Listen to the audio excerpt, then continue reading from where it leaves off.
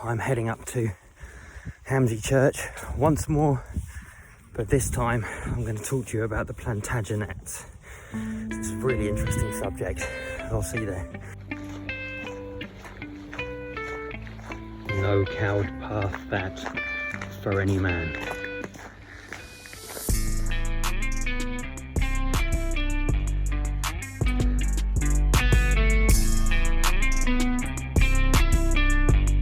Here I am at Hamsey Church, and I wanted to now talk about the Plantagenets. So what has this place got to do with them, and why are the Plantagenets interesting? Well, I'm sure that within the next few months, most people that are interested in history will have watched a beautiful film that's just been made. I can't remember the name of it, but it's the story of the lady who discovered the final resting place of Richard III. And Richard III was the very last of the Plantagenet kings. And they discovered him in a car park, under a car park, because she had... Well, watch the film and you'll get some rough sense of what she's talking about. But in a very similar vein, I've experienced very similar things to her, but it's all connected to here, and really it is connected to the Plantagenets, because I think people don't connect these people up, but Henry II was one of the first Plantagenet kings, and he is somebody that I think is buried in this church. Still, he's still here to this day, and that isn't known. So why do I think that? Well, Henry III was at Lewes Castle with his son Edward. So both of them are Plantagenets too. So you have Henry III Plantagenet, Edward I Plantagenet. Edward I was Edward Longshanks of Braveheart fame. And I looked up his life yesterday, and it is incredible. To survive what he went through and where he went in the era that he lived in. I know he was a king, and he probably had the best of everything, but still, he was married at 14, went and fought in the Holy Land, sort of fought against his father with the barons for a while, then fought with his father against the barons. Basically had the whole of the country taken away from him by Simon de Montfort at one point. It wasn't from him, it was from his dad, but he got it back. He escaped and took back the whole of England, which is kind of incredible. A year after the king and Edward had been defeated here, which it was at Lewes, but Edward was chased off of the right bank of Offham, which is the hill behind me here. There, that's Offham Hill, and they apparently came down, I'm going the wrong way, they came down this slope across here, where are we, there's my finger, so yeah, they came down there and then into Lewes, and they were fighting him that way, and then Edward was forced back up the hill and made a big retreat, and I think they ended up around this area, probably at the port on the far side of Offham. It's very important that now, I've always suggested that this Offham, there are 3 Offhams in Kent and East Sussex, and the 2 of them are connected to Offa, who was one of the first Saxon invaders, and we'll come back to that because that's really important later on. But this Offham is apparently only Offham because it's off Ham, which is important because that then declares that this place is Ham, and that again will become very important later on, because I can start providing so much evidence towards what I'm saying now, that I can piece this together for everybody with written evidence. And it's not that evidence has never been there, it's just that nobody has ever pieced these things together to understand the importance and the significance of this place. It's ridiculous. This is the birthplace of British history, and the death place for many people as well. And it is quite remarkable that I get to walk around here while nobody knows about it, and to have made all these discoveries. It's just ridiculous. I'm so grateful for that. This is a 1 in a trillion chance that I'd have found out any of this, any part of it, let alone a lot of it, because this if you've watched any of my other videos, you'll probably understand sort of roughly what I'm talking about. And actually, if I show you the bank here today, you get a bit of a better idea of how steep that drop off is. Not much, but a little bit. But yeah, that's important for another reason altogether. It's interesting. So yeah, it's this part of this church that fascinates me. I keep getting drawn back here. In a similar vein to this woman, I'm getting pulled here to discover something, and I've got to somehow convince the world of that, and I have no idea how to even go about doing that, other than to have made these videos, because slowly get the message out. Because if you get to watch this film about the discovery of Richard the Third, you'll see how difficult it was and how much people didn't want to listen to a word she was saying, and then she found it, just as I'm going to do here. I know it. I know it in my heart of hearts. It's just like, what I'm saying is correct, and I will provide you with all the evidence for that as well. And yeah, then, so we have Henry III, who was in the castle with his son Edward, both Plantagenets. They were fighting at that castle. Why were they there is a question that nobody seems to ask. And I think it's partly because they were living there, but since then I've also discovered that it's because there was a person called Hameline Plantagenet, which I'd never heard of before, and he married the de Warens. And when oh my god, so many people, the Battle of Hastings took place, and he was gifted. The Warrens were gifted. He was the first Lord or Earl of Lewes. The Geoffrey was given it to him. Geoffrey de Warren or Godfrey. There's so many people, and this is partly why I think no one's put it together. It is so complicated. I've been time travelling through 2,000 years of history in this little place to try and work out exactly what happened here, with who, and how it connects into everything. And I've done that now, and all I have to do is present it to you in a way that I can show you, and I can show you this is the place where so many legends have occurred and been born, and myths, and like I say, what a blessing to have been offered this chance. But also it's been a bit of a curse because I haven't known how on earth to get this out to people. It's been just so hard. But anyway, I get to go and have a look inside the church now, so I'm going to go and have a quick it's open, so I can have a quick look in there and show you one thing as to why I think Henry II Plantagenet may possibly be buried in here, alongside, I think Edward is not supposed to have been buried here, but I'm wondering now. And I'll show you why as well. In here, this is kind of strange, and I think you'll get what I mean. And then there's something else which connects the Plantagenet family. Just make sure it's empty. Looks like it. Back home. So let's go and have a look at why I think the Plantagenets are connected to this place. Okay, let's come. So here we are, just so you know where I am. This is the, I think you call this the chancel. I'll check on that, but this is where the altar is. I've brought this to people's attention before, but so this is the key interesting bit. So on one of these blocks underneath the altar, you have E, the, second, to, and I've explained before that thorn letter was TH, was stopped being used a long time ago. It was around the 1300s, I think. And that 55 is very important. Henry II Plantagenet, his rule started in 54, and it was like December the 29th, 54. So really, the next day it was 55. So, and who knows whether we've got a day or a date slightly wrong by a day. That's possible. But you've got an E the second in the prime position in this very old ancient church, 55, on a block like this.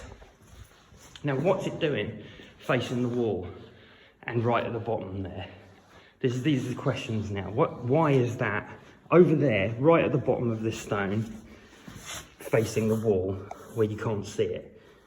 It doesn't make any sense. Like, if you were laying these stones, you would not put them in that way round, would you? You'd put them in the other way round, so that when you came in, you could see, oh look, there it is. This is Henry II, or whoever it is, the second. And you'd think there'd be an awful lot more on these things, wouldn't you? If you look at that, I mean, that's pretty well inscribed, isn't it? Like, where's the rest of it? What was up on here? Yeah, it looks like it's been scrubbed, or it's been scrubbed and then rewritten. It's very strange. This one has absolutely nothing on it, and I wonder, there's probably another Plantagenet under there. And I don't know what the vault itself looks like under here either. And there are vaults under here, no question about it. Here we come to Edward now. So this is Edward Longshanks, I think it is anyway. So again, we've got a stone with nothing on it, and then randomly in the corner, we have that, Edward, but it then says Alford on that corner. And it says Edward Alford. I can't quite read this bit. I don't know what that means, but anyway, you go to all the trouble of making this tombstone, this enormous tombstone, and then you write the bloke's name in the corner. Edward Alford. And then the rest of the thing is just left as a kind of like crumbly old slab. No is the answer. And if you also look at this one, you can see there's this like really shiny surface on the middle one. It kind of looks like that's the right surface. This is the surface. These have all been like chipped and polished. My wonder is if when they did all these alterations to the church and put this altar in over here, or moved it over here from over there, they also had this open and they flipped the stones, or some of them anyway, and they're now the wrong way up. So I wonder if there is something underneath some of these that would give away who's under there properly. But then why would you put that there? It's very strange. But anyway, so I've got Henry II there, possibly the original Edward here, which could have been Edward Longshanks, and Plantagenets, remember. And then over here, we have this very strange thing. I even wrote to them about this, and the person just outright denied that it had anything, that it wasn't JJ9J, it said 1191, and then I looked all of this up. She was like, J's, it's not a J. It's like, you have a look. What's that?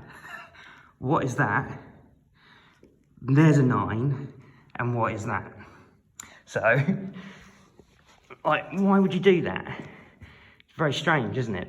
It doesn't make any sense. But then what I found out is that in 1191, Richard the Lionheart, who's another Plantagenet, was in Acre on a crusade. I think that's the year that they took Acre.